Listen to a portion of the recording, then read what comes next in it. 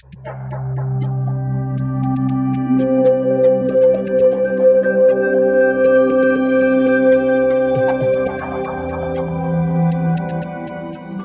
Lord be with you. A reading from the Holy Gospel according to Luke.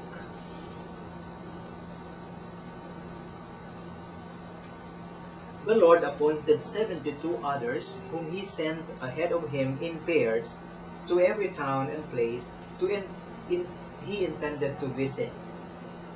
He said to them, "The harvest is abundant, but the laborers are few. So ask the master of the harvest to send out laborers for his harvest. Go on your way. Behold, I am sending you like lambs among wolves. Carry no money bag, no sack, no sandals, and greet no one along the way.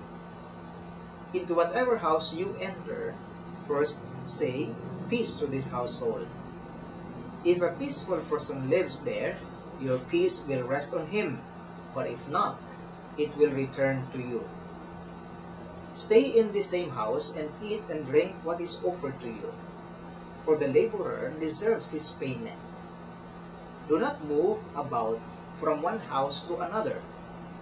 Whatever town you enter and they welcome you, eat what is set before you, cure the sick in it, and say to them, 'The kingdom of God is at hand for you.'" The Gospel of the Lord. One of the many maybe problems that we priests experience is that when we transfer from one parish to another, it's not easy for us to distinguish what to bring and what to leave.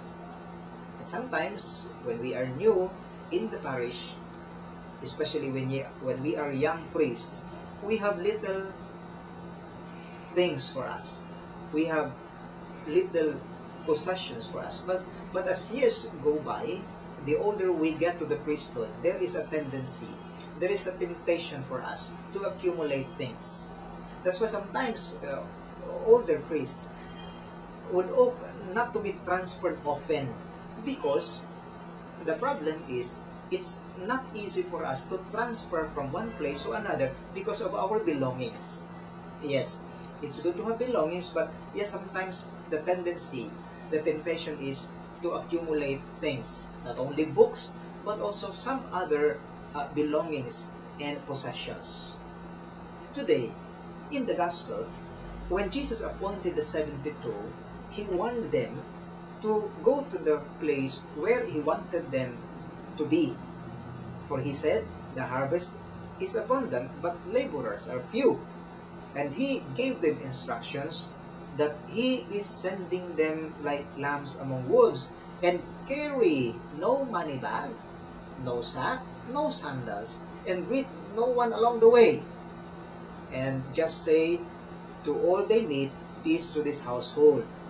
And then he said, "Whatever town you enter and they welcome you, eat what is set before you, cure the sick in it, and say to them, 'The kingdom of God is at hand for you.'" This is not only good for priests. For we Christians ourselves, we who follow the Lord, are missioners.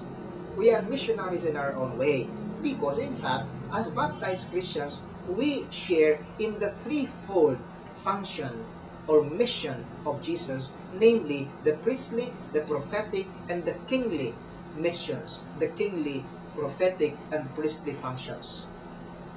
That is why as Christians, maybe, my dear brothers and sisters, first and foremost today, we are brought to mind once again to remember that as missionaries in this world, as being sent in this world, we need to work by team. We need to have teamwork wherever we are. That's why Jesus appointed 72 on 72 others whom he sent ahead of him in pairs. Take note, in pairs. He did not send them individually, but in pairs. This is to signify that wherever we are, whatever vocation we are, whether in the religious life or priesthood, whether as married couples, whether even as maybe as single blessed people, wherever we are called to maintain teamwork. That's why priests ourselves, religious people ourselves, sisters, brothers, and nuns, we are called always to live in a community. Because without the community, it is difficult for us to move forward to the missions. Even couples themselves, husband and wife, they are called always to work as teamwork, as a family, to talk problems, to talk about their success, to work together as one family. Because community life, teamwork is very important. The same is true in our own vocations, whether in the office, in your work, whatever you do, whoever you are, whatever you are, it is important that with your workmates, you always work with them as teamwork. Build good relationships with others. Teamwork is very important. And secondly, as missionaries, we are also reminded to always trust in the providence of the Lord. That's why Jesus said, carry no money bag, no sack, no sandals. We are all missionaries in this world. We need not be worried about our day-to-day living. Just live the present because God provides us with what we need. As missioners, whether we are religious, priests, nuns, or deacons, brothers, or whether you are a married couple, a single blessed, whatever your work or profession is, always remember, even in times of scarcity, the Lord is always there to help us, to assist us, to provide us with what we need, but not with what we want. There is always moments for us. There are moments for us when we feel we need so many things. We feel it is not enough for us, but the Lord would always provide us with what we need. That's why the gospel tells us today, for missioners, for people who follow the Lord, there is no place for worry, because God, who is provident, will always give us with what we need.